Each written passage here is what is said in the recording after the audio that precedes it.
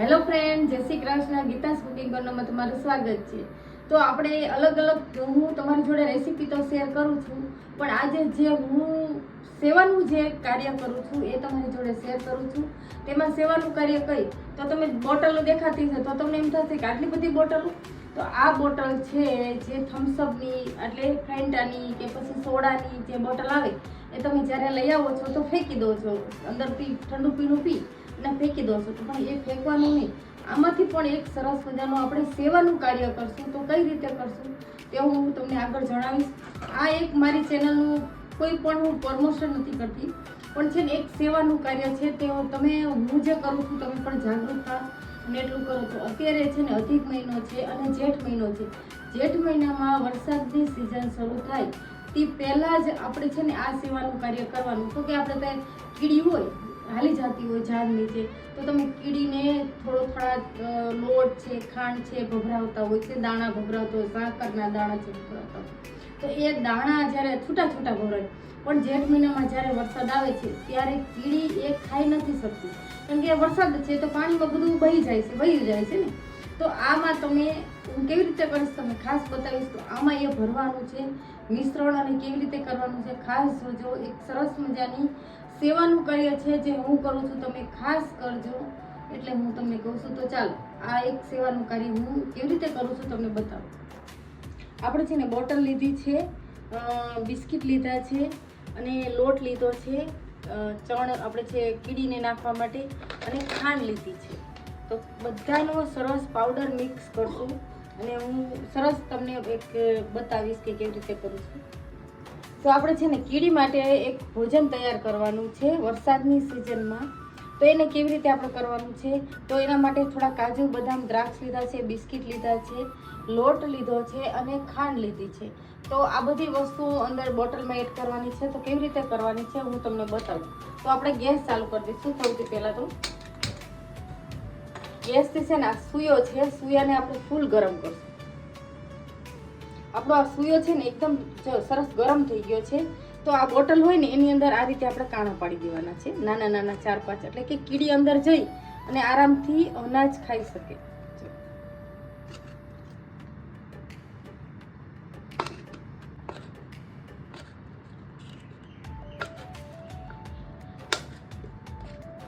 આ રીતે જો ફટા કાણા પાડ્યા છે, તમે જોઈ શકશો. આ બધી એ જ રીતે આપણે બીજી બોટલના પણ કાણા, બધી બોટલમાં એ રીતે કાણા પાડી દઈશું.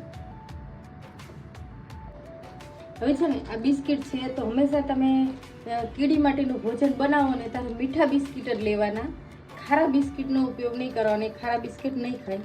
આવી રીતે મીઠા બિસ્કિટ હોય પાર્લેજી કે કોઈ પણ તમે લઈ શકો. એને છે ને ખોલી અને મિક્સર જારમાં આપણે એડ કરી દઈશું.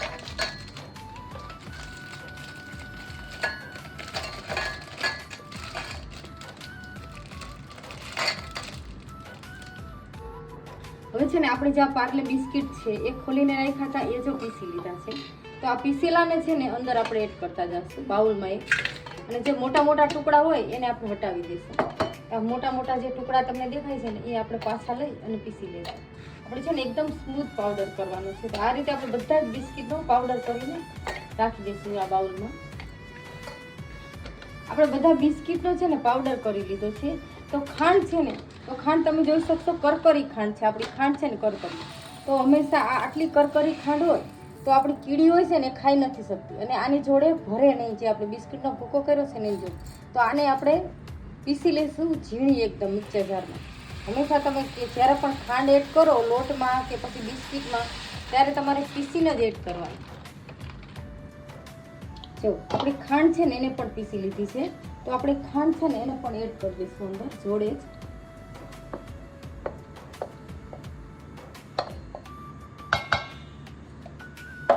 અને આ છે ને ઘઉંનો લોટ છે રોટલી માટેનો, એ લીધો છે, તેને પણ આપણે એડ કરી દઈશું અંદરથી.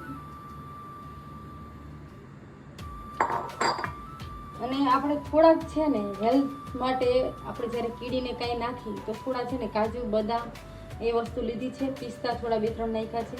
આ બધી વસ્તુને છે ને એને પણ આપણે પીસી અને પાવડર કરવાની છે. તો તમે જોઈ શકો આપણે કાજુ બદામ અને દ્રાક્ષ એનો પણ ભૂકો કરી લીધો છે, એ પણ આપણે અંદર એડ કરી દઈશું.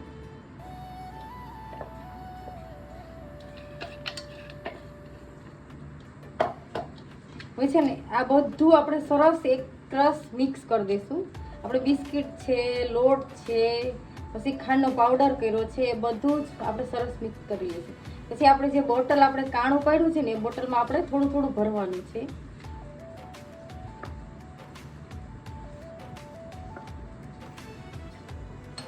જો આ રીતે પછી આપણે બધી બોટલમાં કાણા પાડી લીધા છે. જો આ રીતે બધા ફરતા ફરતા આપણે કાણા પાડવાના અને પછી ઢાંકણ ખોલી અને છે ને આ મિશ્રણ છે ને એને ચમચીથી ધીમે ધીમે આપણે ભરી લેવાનું અંદર. તો કેટલું ભરવાનું તે પણ હું બતાવીશ તમને.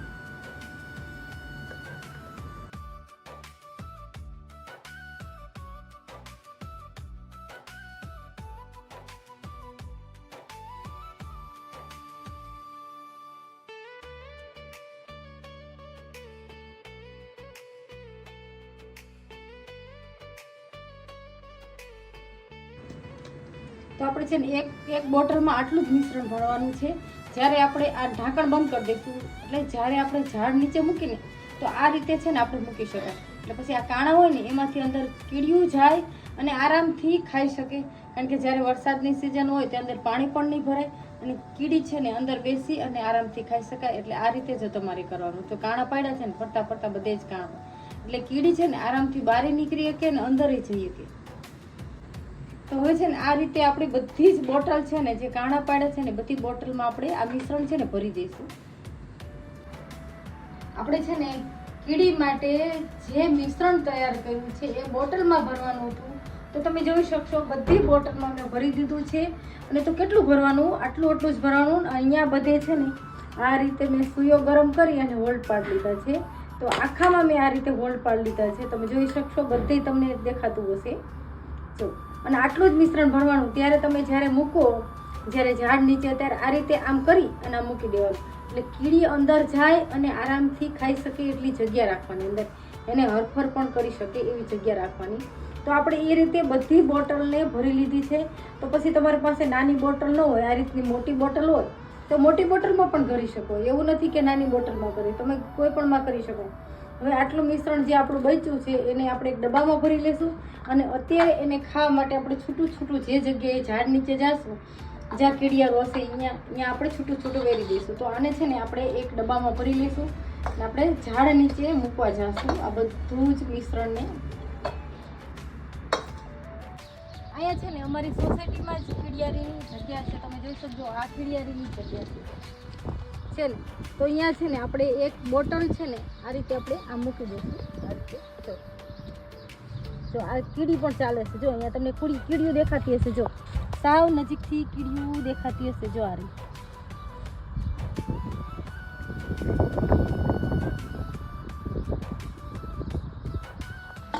અને આપણું આ મિશ્રણ બચ્યું છે એને પણ આપણે થોડું થોડું બધે આ રીતે રેડી દઈશું.